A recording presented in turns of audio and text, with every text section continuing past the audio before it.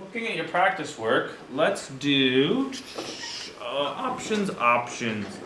I'll try and do one that, I don't know, I mean they're all pretty much the same. We'll run number 6 because that can be confusing for some people. And first thing, let's identify what shapes we're working with here.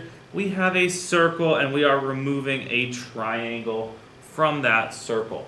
So what we're really doing is circle minus triangle. Or the area of the circle, subtract the area of the triangle. So, let's find the area of the circle. My circle area is pi r squared.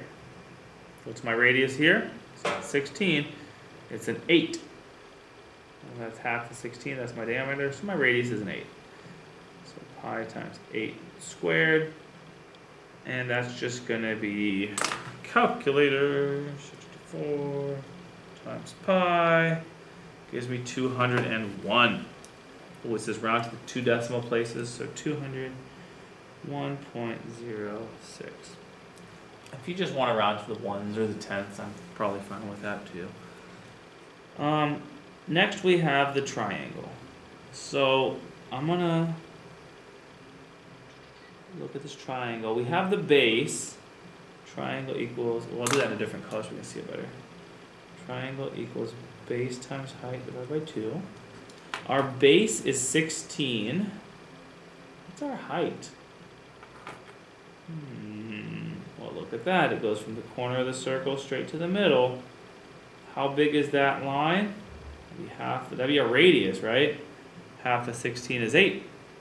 Boom. Because our diameter is all the way across, that's 16, so half of it's 8. So 16 times 8 divided by 2, and we're going to end up with 64. Now on this guy, we're going to subtract our shapes because we're starting with the gray circle and subtracting a triangle. We are removing a triangle. So we go, the final step is 201.06 minus 64 because we're removing that guy. And we go, oh boy, I should really be able to do this. Borrow, this is just old school subtraction. It's been a minute. Boom, 137.06. And my units would be meters squared if I want to include that. The other guys are that same type of process. Everyone on this page is removing an object. Let me see if there's any other ones over here. Do I need to cross out? Ooh, that's number 5. That was the one we did from our notes. Yeah, they're all pretty much the same type.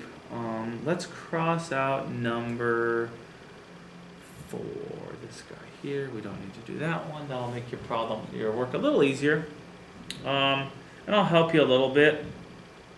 Right here, you're gonna see a half circle and a trapezoid. So if you were to split that, you have a half circle with a diameter of 9, and you have a trapezoid. We'll draw it down here, make it easier for you guys. Trapezoid down here of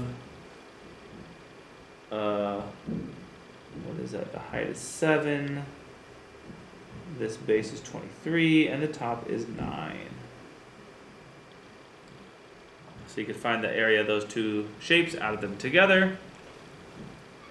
Number 3 is also kind of interesting because you really actually have a what's it called? A parallelogram or a rectangle where it looks like a bite got removed. But if you take this bite and put it, or that half circle and put it right here, it's gonna actually fit perfectly. And this just becomes a parallelogram that's 20 by 20. That's not normal. That doesn't normally happen. So this guy is 20 times 20, 400 millimeters squared. There you go, another answer. Woohoo! Another tricky one right here is going to be, what do you got? 1, 2, 3 shapes. A square, a trapezoid, and a circle. Right there, square, trapezoid, circle. So do your best on that. And yeah, I'll see you in the next lesson.